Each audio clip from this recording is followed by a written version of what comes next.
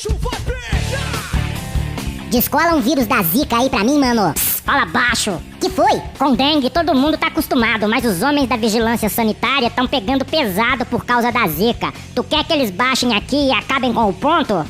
Foi mal, mas tu tem aí ou não? Velho, eu tenho dengue. Dengue eu já tenho. E não tá bom? Dá mais onda não, me dá Zika aí que falaram que o bagulho é louco. Velho, na boa, o Zaed tava tranquilo, a epidemia de dengue comendo, as autoridades dizendo que tava tudo sob controle, tá ligado? Ninguém tava nem aí com água parada, caixa d'água, mas tô vendo muito mosquito sangue bom dançando por causa dessa bosta dessa Zika. Só quero ver qual é. É assim que começa, depois tu vai querer mais. Chikungunya, tu tem chikungunya? Psst, fala baixo. Chikungunya? Aí, pegou Zika semana passada e já quer outro vírus. Tu quer Zika, é? Quero. Não entra nessa, meu irmão, não faz a besteira que eu fiz.